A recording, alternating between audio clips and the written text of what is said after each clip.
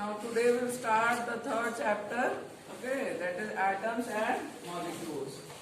In the third chapter we have studied the laws of chemical combination and Dalton's atomic theory. दो चीज पहले पढ़ ली है ना हम लोग, दो topic. That is laws of chemical combination. In that we have studied the law of conservation of mass and law of constant proportion. And after that we have studied Dalton's atomic theory. Now today we will start with the atom. Okay. Now what is atom? What is atom? Smallest particle of matter or element, you can say. Okay. Now, like in case of living organism, we have studied which is the smallest structural and functional unit, that is cell.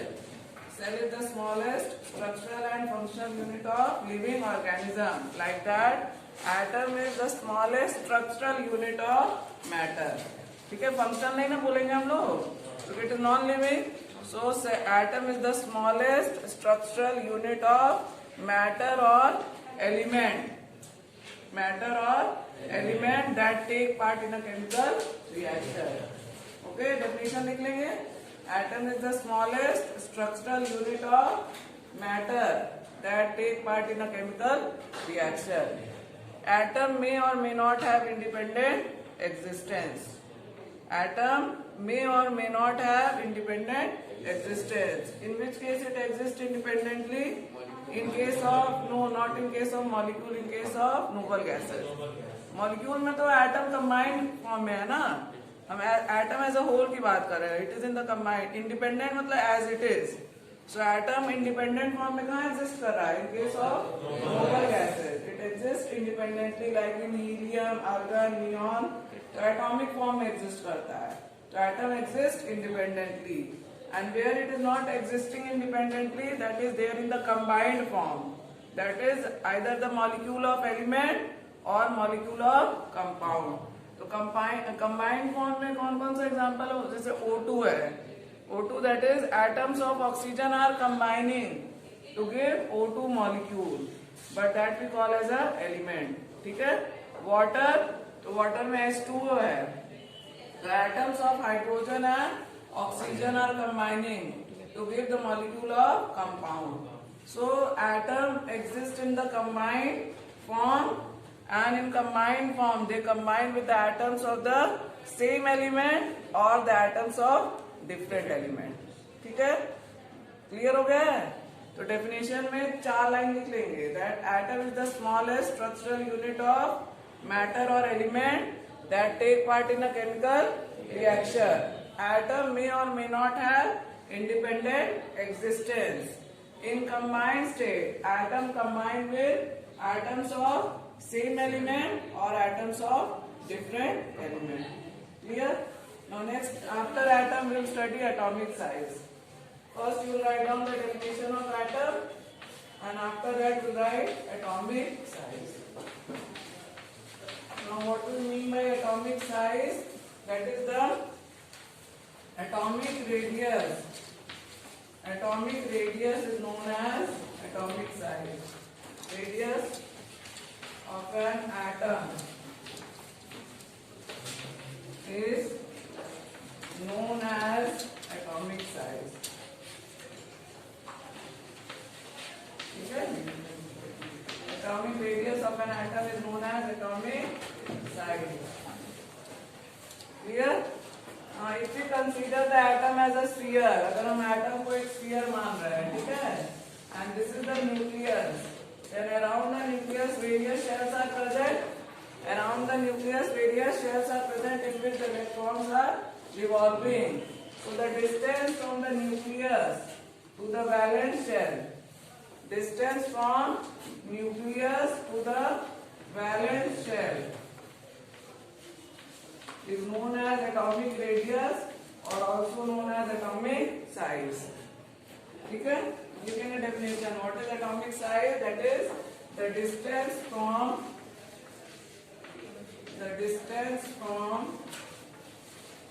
nucleus to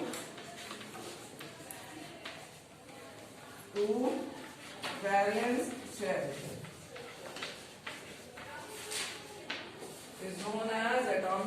radius or atomic size. Clear? Now the size of atom is very very small. The size of atom is very very small. Can you see it with the naked eyes? No. We cannot see it through the naked eyes. And they are expressed in size किसमें express करते हैं? Either in terms of nanometer or angstrom. Size is expressed in terms of nanometer or angstrom. Clear? And 1 nanometer is equal to 10 to the power minus 9 meter, and 1 angstrom is equal to 10 to the power minus 10 meter. 1 nanometer is equal to 10 to the power minus 9 meter, and 1 angstrom is equal to 10 to the power minus 10 meter. These are the units to express the atomic size. Clear? This much only you have to study. तो क्या इससे question आता है? 2 question आता है इस topic से. First question, that why we cannot see atoms through the naked eyes. Answer क्या होगा? Because the size of atom is very small. Clear? And second, what is atomic size? या define atomic size. तो लिख लेंगे definition. ठीक है? This is definition. That is the distance from the nucleus to the valence shell of an atom is known as atomic radius or atomic size. Clear? यहाँ पे R लिख सकते हैं. R या atomic size हो गई है. Now next topic to study, that is atomic mass. Very very important topic. Atomic mass and very interesting also. जिसको समझ में आएगा तो उसके लिए बहुत इंटरेस्टिंग है, नहीं समझ में आएगा तो boring it is. Atomic mass. Now in your class, I don't know whether I told you or not, absolute mass के बारे में बताए हैं. What is absolute mass? What is relative mass? No. Difference नहीं बताया है. जैसे अगर हमको किसी का एब्सोल्यूट मास मतलब एक्चुअल मास, और relative mass mean the mass which we find out by comparing it with something. ठीक है?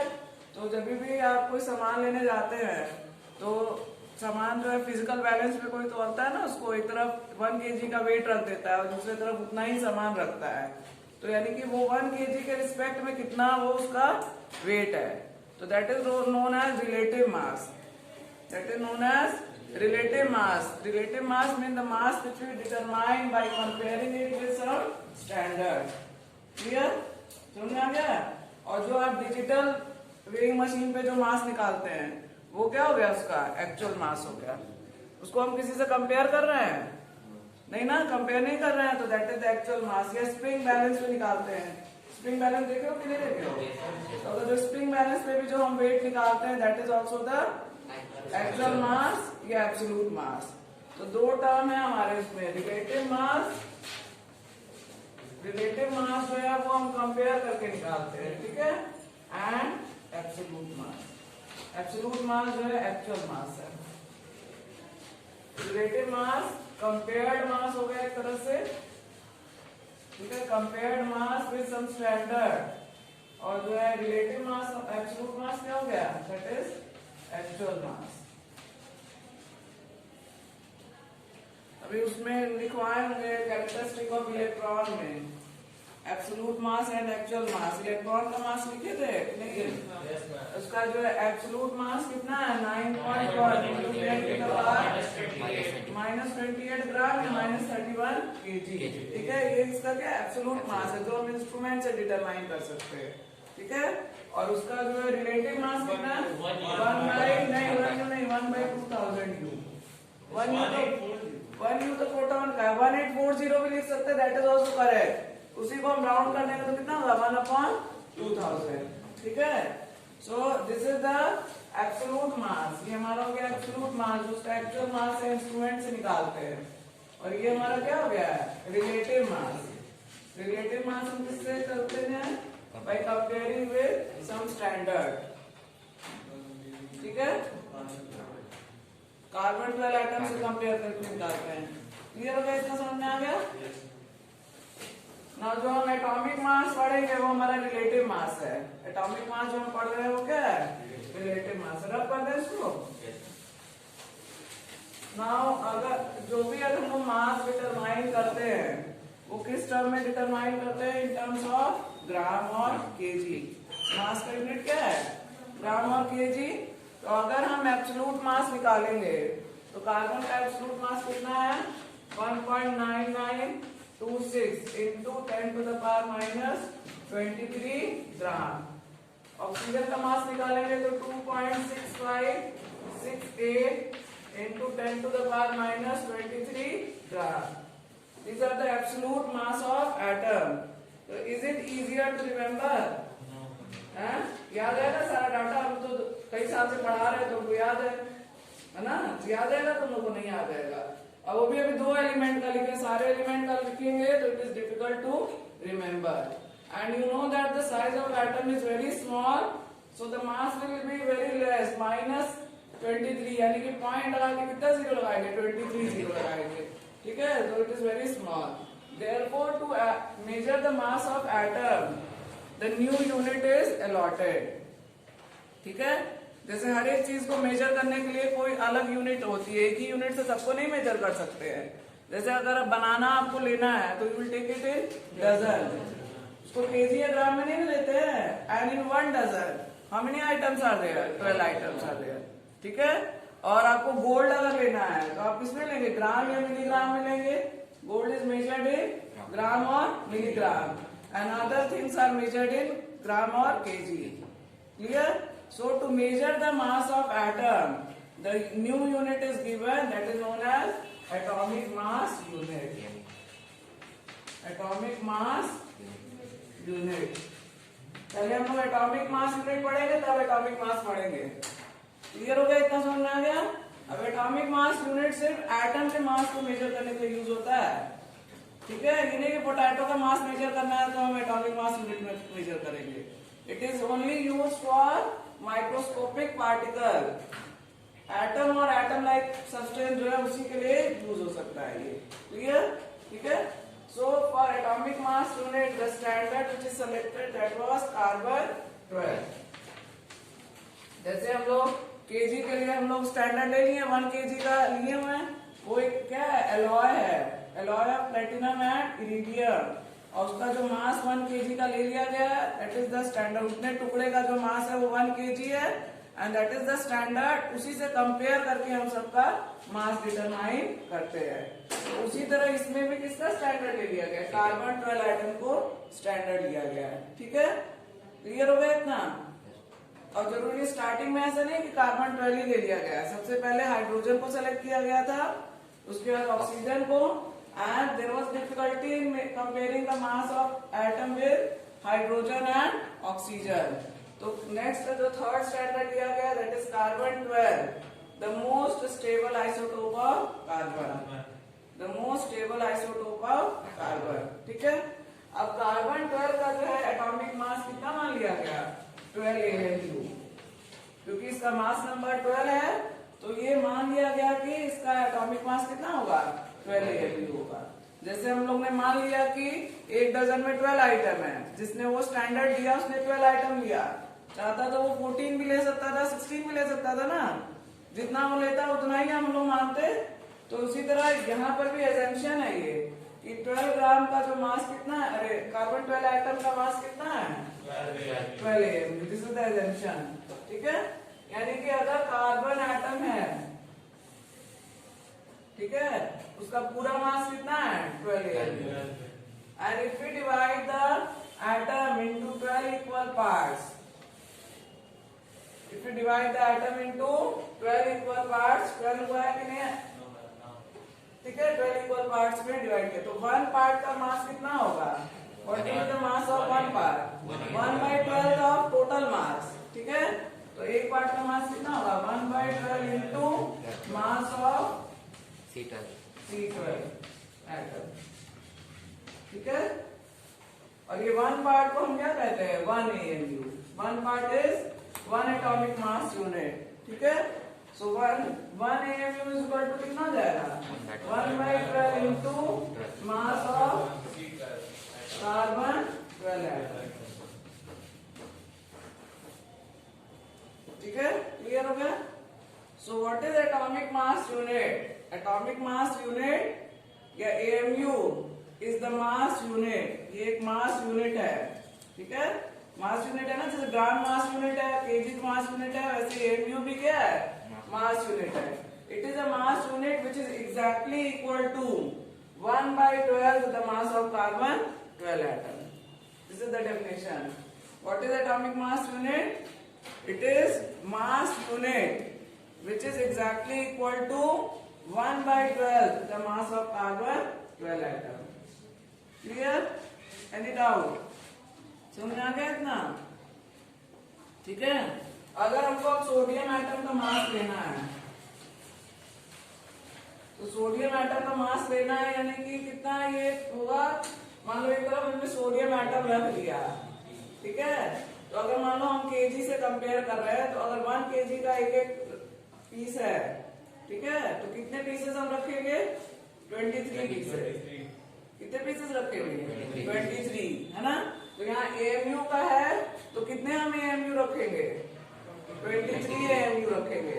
तो एक तरफ अगर सोडियम एटम रखा है, तो दूसरी तरफ क्या हो जाएगा, 23 into 1/12 into mass of carbon 12 and 23 into क्या जाएगा, 1 AMU and that is equal to 23 AMU. ठीक है, तो किसी भी एटम का मास, मान लो what will be the mass of sodium atom, it is 23 times heavier than the 1/12 the mass of carbon 12 atom. Clear? What will be the mass of sodium? It is 23 times heavier than the 1/12 mass of carbon 12 atom. ठीक है, समझ में आ गया कि नहीं?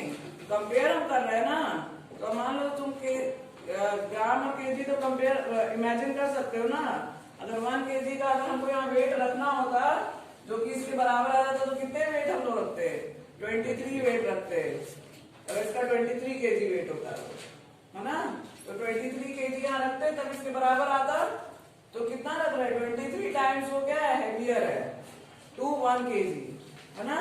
उसी तरह AMU के रिस्पेक्ट में अगर हम देखें, तो it is how many times heavier, 23 into 1/12 the mass of carbon 12 atom. Clear? तो इसका डेफिनेशन क्या जाएगा, what will be the definition of atomic mass? Mass का definition, it is the relative mass of an atom. Relative word use करेंगे क्योंकि ये relate करके हम लोग निकाल रहे हैं। व्हाट इज एटॉमिक मास?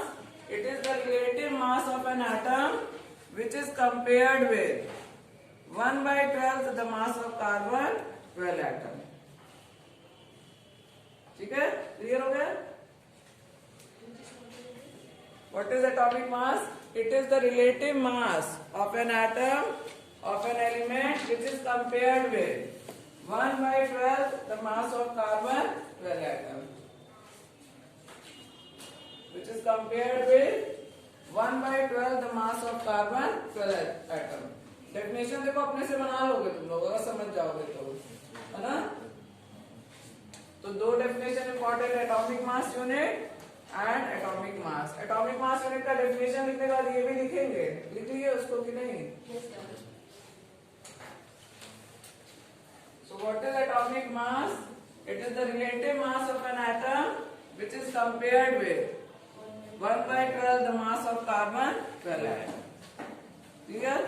यानी एटॉमिक मास हमारा एब्सोल्यूट मास है कि रिलेटिव मास है? रिलेटिव मास है हमारा।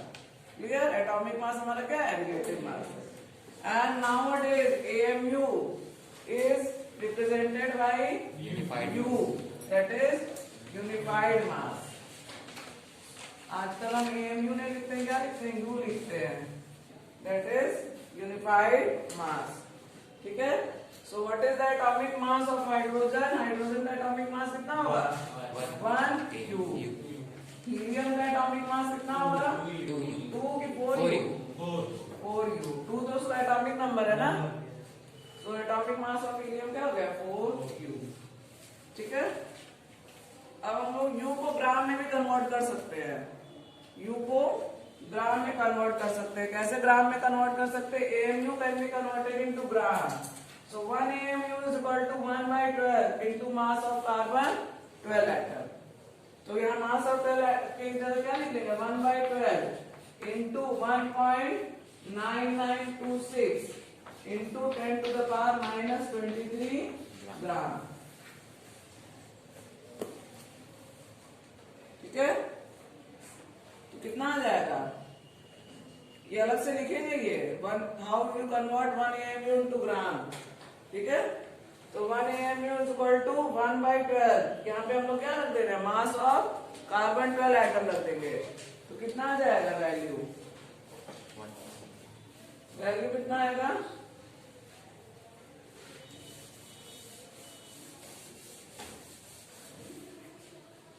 1 AMU is equal to 1.6605 into 10⁻⁻24 ग्राम।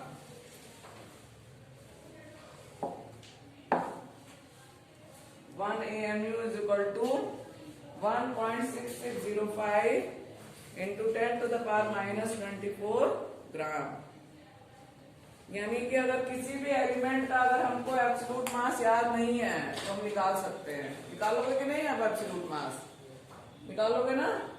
अगर हमको मालूम है कि ऑक्सीजन का एटॉमिक मास 16U है, तो what will be the absolute mass? Absolute मास कैसे निकालेंगे? 16 इंटू 1.6605 इंटू 10⁻⁻24 ग्राम। अब कैलकुलेट करके देखेंगे इतना ही वैल्यू आएगा। ठीक है, सोडियम का एब्सोल्यूट मास निकालना होगा तो क्या करेंगे? 23 सोडियम का एब्सोल्यूट मास निकालना है तो क्या करेंगे?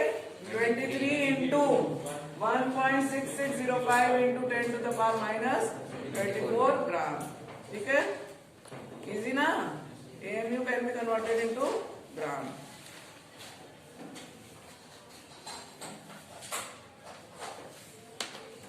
अभी तक हम लोग क्या क्या पढ़े हैं? एब्सोल्यूट मास पढ़े। ठीक है, जो हम इंस्ट्रूमेंट से निकालते हैं।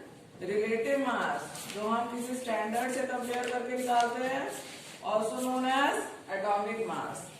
ठीक है, mass number, that is the number of proton and neutron. Mass number क्या है? Number of proton and neutron. और मास नंबर का कोई यूनिट है? कोई यूनिट नहीं है। मास नंबर का कोई यूनिट नहीं है। ठीक है, only it is number, it represent the number of neutron and proton. ठीक है, then next we will study gram atomic mass. Next heading लिखेंगे ग्राम एटॉमिक मास। रब करते इसको।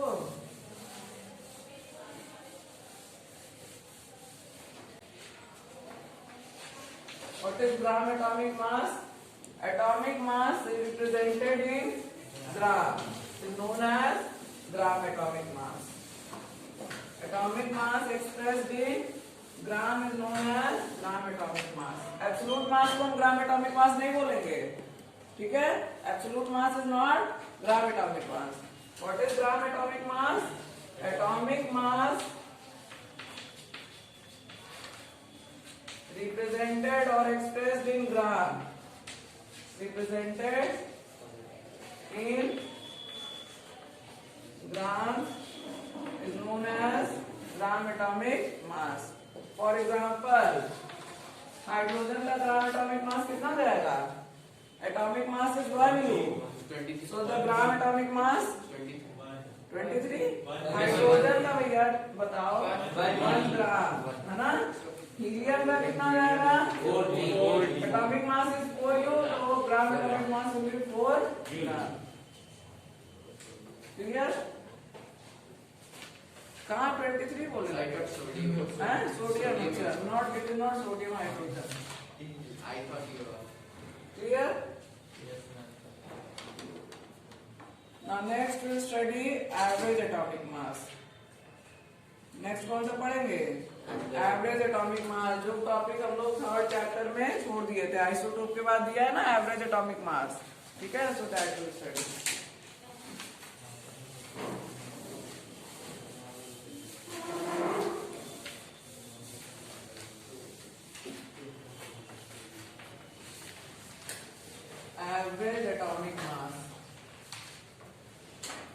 So what is average atomic mass?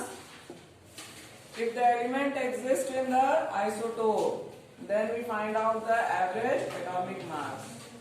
अगर एलिमेंट जो है isotope में एग्जिस्ट करता है तो उसका हम क्या निकालेंगे? एवरेज निकालेंगे. Like hydrogen can exist in hydrogen 1, hydrogen 2, hydrogen 3. तो अगर हमको कहीं मास का जरूरत पड़ा, मास हमको लिखना है, तो कौन सा मास लिखेंगे? 1 लिखेंगे, 2 लिखेंगे कि 3 लिखेंगे? So to avoid that confusion, what we'll take out? We'll take out the average atomic mass. तो हाइड्रोजन का एवरेज एटॉमिक मास कितना है? 1.008 U. ठीक है? What is the average atomic mass of hydrogen? That is 1.008 U. So if any atomic mass is written in decimal, अगर कोई भी atomic mass decimal में लिखा है तो इसका मतलब वो क्या हो गया? एवरेज एटॉमिक मास है. Clear? One example is given of chlorine. Chlorine का दिया chlorine 35 and chlorine 37. Second example you can write down chlorine 35 and chlorine 37 और इसका एवरेज एटॉमिक मास कितना है? 35.5 U. ठीक है? क्लियर? यानी कि अगर एटॉमिक मास डेसिमल में रिप्रेजेंटेड है तो that is the average atomic मास. अब अगर इसका एवरेज हम निकालेंगे तो कितना आएगा? 35 और 37 का क्या आएगा? 36 आएगा ना. एवरेज जैसे निकालते हो वैसे कितना आएगा? 36. लेकिन 36 नहीं आ रहा है, यहाँ कितना आ रहा है? 35.5 आ रहा है. यानी ये किसी और चीज पे भी डिपेंड कर रहा है. किस पे डिपेंड कर रहा है? Depend upon the percentage abundance. कितना परसेंट ये नेचर में एग्जिस्ट कर रहा है. अगर ये 50% एग्जिस्ट करता तो हमारा जो है एटॉमिक मास कितना आता? एवरेज 36 आता. लेकिन ये 50% एग्जिस्ट नहीं करता है, इसीलिए इसका एटॉमिक मास जो है वो अलग आ रहा है. तो कितना परसेंटेज ये नेचर में एग्जिस्ट करता है? It is 75% and it is 25%. ठीक है? So to calculate the average atomic mass, we should know the atomic mass as well as the percentage abundance in the nature. कितना परसेंट ये nature में exist कर रहा है. ठीक है? तो average atomic mass is equal to क्या हो जाएगा? कैसे निकालेंगे? कैलकुलेट करेंगे. That is 35 into 75 by 100 plus 37 into 25 by 100. और इसको कैलकुलेट करके सॉल्व कर लेंगे तो कितना आएगा? 35.5. ठीक है? क्लियर? और इसके लिए फॉर्मूला क्या लिखेंगे? Formula M1 P1 plus M2 P2 upon P1 plus P2. Clear? M1 हमारा क्या हो गया? एटॉमिक मास हो गया. Atomic mass of first isotope plus percentage abundance of first isotope. ठीक है? Into percentage abundance of first isotope plus mass of second isotope into percentage abundance of second isotope. Clear? ठीक है? Upon क्या हो जाएगा? P1 plus P2 यानी दोनों percentage को हम ऐड कर देंगे और ऐड करने में हमेशा क्या आएगा? 100 ही आएगा. तो आप अपॉन 100 भी लिख सकते हैं. P1 P2 की जगह क्या लिख सकते हैं? अपॉन 100 लिख सकते हैं क्योंकि इट विल ऑलवेज बी 100%. मतलब इन 100 part how much is present, है ना? तो अपॉन क्या हो जाएगा? हमारा 100 हो जाएगा. So in book exercise question number 10 and 11 that is based on average atomic mass. उसको सॉल्व करिए. Solve these questions, question 10 and 11.